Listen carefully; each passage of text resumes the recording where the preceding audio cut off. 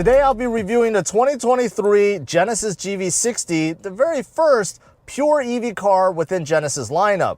Now, this GV60 shares a lot of things with the Hyundai Ioniq 5.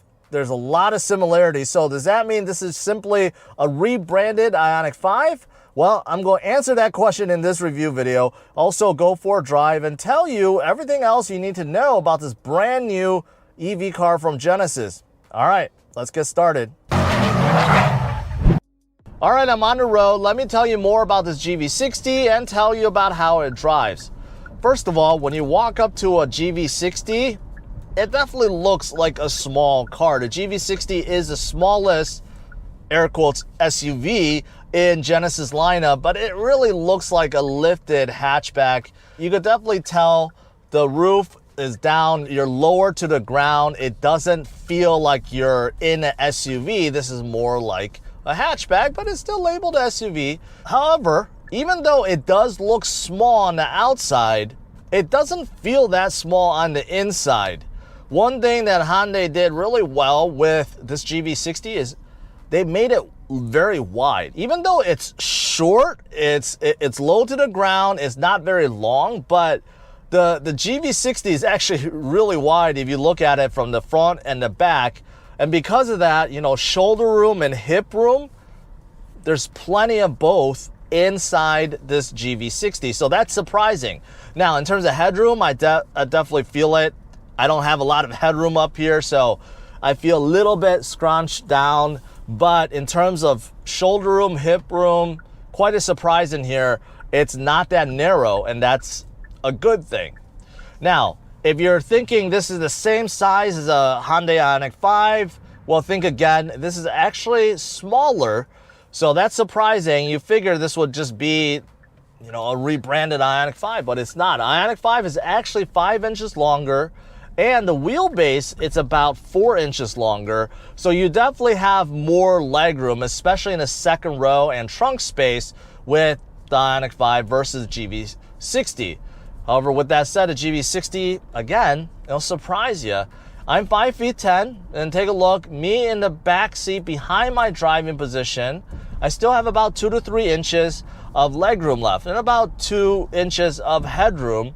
It is in the most spacious second row, but I definitely didn't feel that cramped. It felt pretty good. The seats are supportive, right? And in the second row, pretty well equipped too. So you do get a pair of USB ports. Unfortunately, there's no climate control. So that's one thing that I wish Genesis added, but no climate control. You do get a pair of USB ports. Also, you do get sunshades. That's nice. Also heated seats, no ventilated seats, and everything else just looks really high quality. All the buttons, the window switches, everything, you know, made of aluminum and just looks and feels very good too. And because this is a Genesis versus a Hyundai, well, there's a big difference on the inside. So everything inside this one I'm driving, which is the Performance, of course, is covered in beautiful leather. It's actually like a dark navy blue leather, which is quite unique. You don't see this color in a lot of cars. But not only do you get that navy color, but you also get this lime green or neon green stitching, which really pops out. It does make this GV60 feel a little bit more sporty on the inside. And besides the seats being covered in leather, there's also the suede Alcantara insert that's surrounding the seats as well. So it definitely feels and looks different, and it does give more of a sporty vibe. And that's in the rear and up front. The front seats are very noticeable, very sporty. And I do think that is a very big difference between this GV60 and the Ioniq 5. And I think it's a good difference. Now, as for these seats, I've been driving for a while. I had this car for a few days. I'll tell you, the seats are pretty good. I remember testing other Genesis like the GV70, and I thought the seats were a little bit more stiff. Maybe because it was just a while ago, but I remember the GV70 was more on the stiffer side. But the GV60, on the other hand, the seats up here, I think is very comfortable. You could adjust it 100 different ways. It's heated and ventilated up front, and you know, the cushions. it's firm, but also supportive and comfortable. So that's the best way to put it. It's kind of a good combination between the two. The bolsters can be adjusted. When adjusted all the way in the most relaxed, right? It feels good. It's not very aggressive. It's wide. The bottom also, the bottom like thigh bolsters, very wide. They're not hitting my thighs.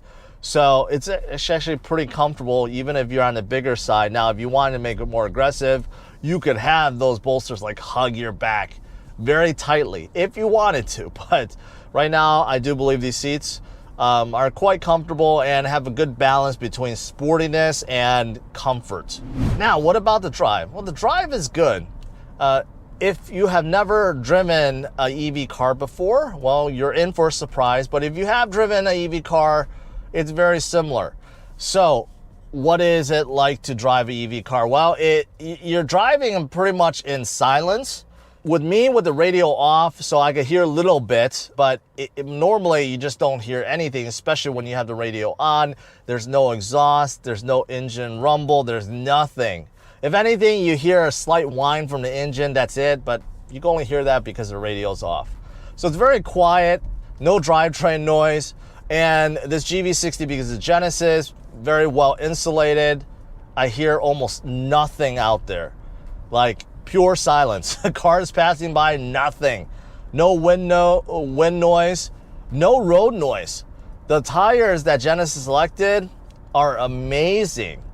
Normally with big tires, not only do you feel more bumps from the road, but also you tend to hear it. But no, these tires are absolutely amazing. This performance comes with 21-inch wheels. They look amazing. They're like a shadow chrome color. They definitely pop, but it's not too much so. I love the design, and with a smaller car like this, the 21-inch wheels really pop. Now, something that does help with the GV60 is the advanced adaptive suspension, which is supposed to adapt based on the camera looking at the road. So not only does it adapt by itself, but also predicts the bumps and imperfections that you may come across. So that is amazing and something that you're not going to find on the Ioniq 5. Driving around the local roads right now, it is smooth. The suspension, the tire, the seats, right? Everything together with the quietness. It is a very smooth and comfortable ride. Now, if you want a little more excitement to your drive, well, there are driving modes, only two. There's Eco and there's Sport outside the Comfort. I'm in the Comfort right now. I have driven an Eco, just not a very fun drive, but if you want a maximum range, you put in Eco.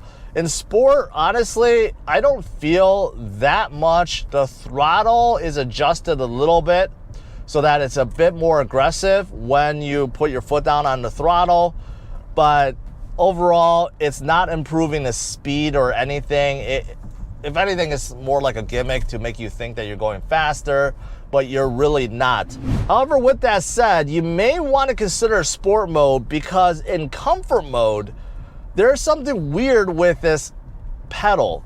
Now, the accelerator pedal, normally in EV cars, it's higher up, and then you get more input with every little inch that you press down, right? But with this one in Comfort mode, I had to press my foot like really far down, several inches, before I really feel any input in the car. So I don't know if that was done on purpose, but it feels weird. It almost feels like it's a lazy pedal or mushy pedal, because there are cars with a mushy pedal. It's kind of like that, and I have never ever experienced that in an EV car. That's why if you're not a fan of that, you may want to put in Sport mode, because it kind of reduces that. But still, the distance that you have to push down is still pretty significant. So that is one of the disappointments about this car. The throttle, the pedal, there's something going on there. So something else that's very different with the GV60 versus the Hyundai Ioniq 5 is with the powertrain, especially with this performance. So if you're getting a fully loaded Ioniq 5, engine tops out about 320 horsepower and 0 to 60 about 4.5 seconds, which is really respectable. Now, if you're choosing advanced GV60, you're getting about similar horsepower, so that's not much different. But if you're choosing the performance, this one, the horsepower output gets bumped to 429. So that's 109 horsepower more than the Ioniq 5. That's a big boost. But that's not all. There is a boost button on the steering wheel. So no, it's not NOS, it's not turbo boost. I think it's also sort of a gimmick, but basically this unlocks more power with your GV60. And if you hit it, there are certain times it says, well, it's not ready. Other times when it is ready, it'll say boost ready. But if you don't use it, it disappears in about 30 seconds. However, when you're using it and you want to really get maximum power, you go get over 480 horsepower. I think it's 483 to be precise. So you're adding on over 50 horsepower, and it brings 0 to 60 down to 3.7 seconds. It's very significant. 3.7 seconds, under 4 seconds. Now, there's two reasons why there's a boost button in here. Number one is Genesis plans on releasing a pure EV GV70 in the future. And that horsepower output happens to be what this is in boost mode, 483. So obviously, Hyundai can unlock the power permanently if they wanted to. So I think to separate this and the GV70 EV that's coming up, they're putting this in so that, it makes it seem like it's a little bit of a downgrade versus GV70. But I think this is important because this is approximately around the same price range as a Model Y Performance. So that's why Genesis felt it was important to put this in here to kind of up the ante a little bit. I'm at a dead stop. I have boost ready. Let's do this. Wow. 3.7 seconds, 0 to 60. I could confirm that. It was such a violent takeoff that it actually overpowered the traction control. You could actually hear the tires squeal. On an all-wheel drive car, that shouldn't happen. You should never hear the tires squeal on an all-wheel drive car, but you do with a GV60. So I could definitely confirm that, yeah, that power boost works. The 0 to 60 is confirmed, and it is definitely a quick car. Now, what about if you don't have boost on? What if you're just flooring it, regularly? Well, I'm gonna slow down to around 40 miles per hour, 43 miles per hour.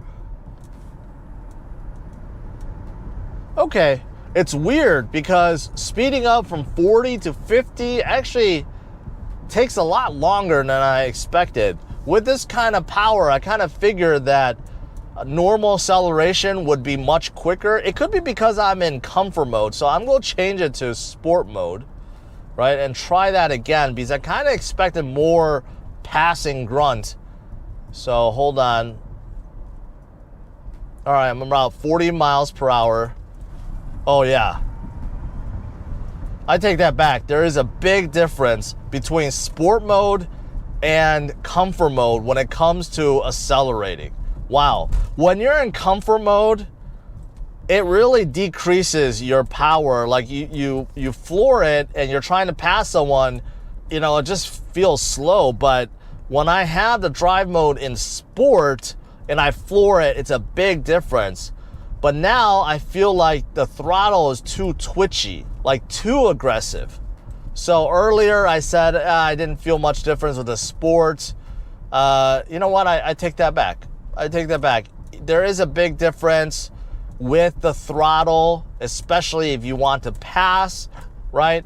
But if you're just driving it normally all the time, it does feel a little twitchy. Now, I haven't talked about the looks, but it's clear that a GV60 is a beautiful looking car. I love the silhouette. I did talk about how it's kind of like a low hatchback.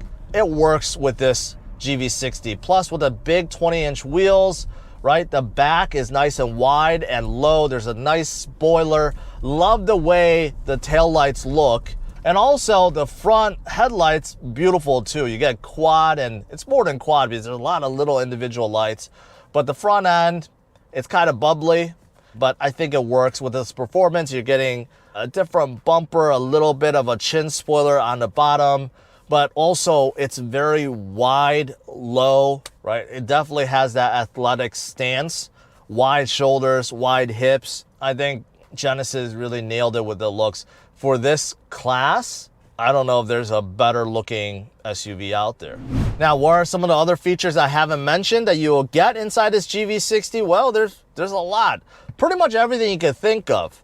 Now, something with the GV60 that I didn't set up is fingerprint. You could set up your fingerprint and start this car in case you forgot your key fob.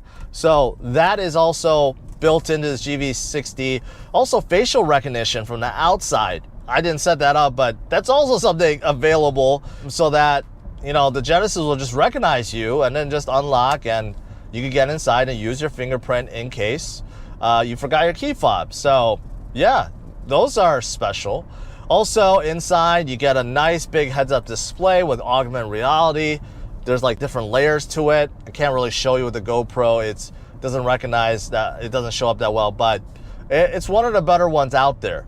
It's very similar, if not identical, to the one inside the Ioniq 5 or the EV6 from Kia. Now, as for the dash design, right, very similar to Ioniq 5. You got a pair of 12.3-inch screens, although inside here, there's a little bend to it, so it's a little bit different than Ioniq 5, but it's very bright, clear, very responsive. Can't really complain about it. So the screen in the middle, the 12.3-inch screen, you get everything that you ever want. Like, of course, you get radio, media, but you get your navigation. There's certain things with your EV, right? Certain things for your seats, and there's many controls for your GV60. You can control everything with your fingers, of course, but there's also a big knob underneath, a dial knob that you could use if you wanted to use that. So, very nice infotainment screen and infotainment system. And you do get a digital gauge cluster as well, something that you don't find in a Model Y, which still surprises me, but you do get a nice screen, gives you the essential stuff, all your trip computer stuff, your range, and you can navigate through a few different things. There's a 3D mode that actually looks pretty cool, but pretty simple, basic, but it tells you what you need to know, right? And something else that's really unique with this GV60 and also with Ioniq 5 and EV6 is with the regenerative braking. So you start out with level 0. Basically, it turns off regenerative braking. This is something that a lot of new EV drivers do not like, because as soon as you take off your accelerator or gas, no gas in this, but as soon as you take your foot off the accelerator, the car starts slowing down. And it's an unnatural feel because you've probably been driving for 20, 30 years and you're used to the car coasting. With regenerative braking, it just comes to a stop much faster. So if you actually set it to level 0, you basically disable it. So it drives like a normal car. You take your foot off accelerator, the car just keeps floating, keeps coasting. So pretty good. And then there's 3 levels. And then eventually you get the max mode. And GV or Genesis calls this iPedal, same thing with the Hyundai. Basically, if you're in max mode, you lift off the accelerator, the car's gonna come to a stop very fast. It's part of, you know, one pedal driving. So if you wanted to, you could time it so that you really never have to step on the brakes. You just let off the accelerator and the car comes to a stop completely, and it helps charge the battery a little bit. Although in real world scenario, you're never going to regenerate enough energy to give you any significant miles. So for me, I just turn it off. If you don't like it, turn it off. Other things that you get, well, you get nice climate control up front. It has a nice screen, very elegant to it. You can control it through your infotainment screen or with the buttons that's presented to you. So that's pretty nice. Also, there's plenty of cubby holes, like this center armrest. The center console is floating, so there's like a big gap underneath. There's another cubby hole up front. There's a cubby hole in the back. There's a lot of cubby holes for your things. Also, up front, you do get memory seats. They're kind of tucked away, but you do get them. I mentioned about heated and ventilated seats, so you get those as well up front. And on top, you get this giant glass roof. You can't open it, but you can open the cover, and the cover opens from the middle, so it gives you the illusion that it's really cool, but it's just simply opening. You can't open the glass, unfortunately, but you do get that as well. Home link buttons, so that's pretty standard. And something else I didn't mention, the seatbelts retract. So normally you only see that in German cars. The seatbelts kind of retract before you get started. You also get that in this GV60. So a little nice touch to make you feel like this is a luxury car, that it's worth the price. And like all Genesis out there, when you turn on your turn signals, you do see your blind spot in the digital gauge cluster. You'll see it on the left or right, depending on where you're turning. So that's nice too.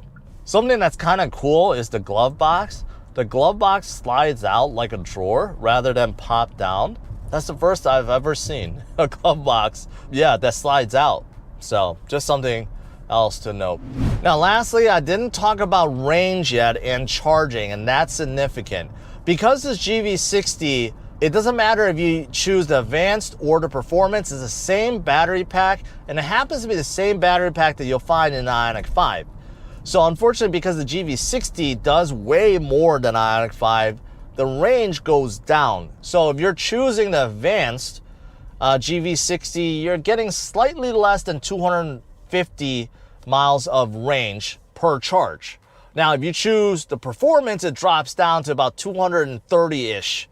So, you know, low to mid 200s isn't bad compared to some of the competition, but it isn't the greatest either. The Ford Mach-E does get better range. The Model Y definitely gets better range. But how Genesis and Hyundai makes up for it is with the charging time. You can charge this car enormously quick. 0 to 80% charge in only 18 minutes. So that is faster than, I believe, any other manufacturer out there. So if you can find a level 3 fast charger out there, you can charge the GV60 very, very, very quickly, right? But just know that the overall range is actually kind of low on the low side, especially if you compare this to, say, a Model Y Performance. It's a big gap between this and that. It's almost 100 miles difference between a full charge. Now, something else you're not going to find in the Ioniq 5 with the GV60 is with this gear shift, which starts out as a crystal ball. When the car is shut off, it's a crystal ball. When you turn it on, it flips over, and that's how you can rotate to drive, neutral, reverse, and a button for park. It's a gimmick, but it's a nice gimmick, and it reinforces the fact that you're inside a luxury car, and this isn't just a rebranded Ioniq 5. As for pricing, there are 2 trim levels to this brand new GV60. The base is called Advanced and is slightly under $60,000. Now, to compare that to, say, a fully loaded limited Ioniq 5, there's about a $7,000 to $8,000 difference, since the Ioniq 5 tops out around $52,000, $53,000. So keep that in mind. Now, the upper trim level to the GV60 is what I'm driving today, the Performance, and it comes in slightly under $70,000, around $69,000, and that competes head-on with the Tesla Model Y Performance, which is right under $70,000. So this is a little bit cheaper, but you could definitely tell Genesis is aiming for the Model Y Performance with this GV60 Performance. Overall, what are my thoughts about this brand new GV60?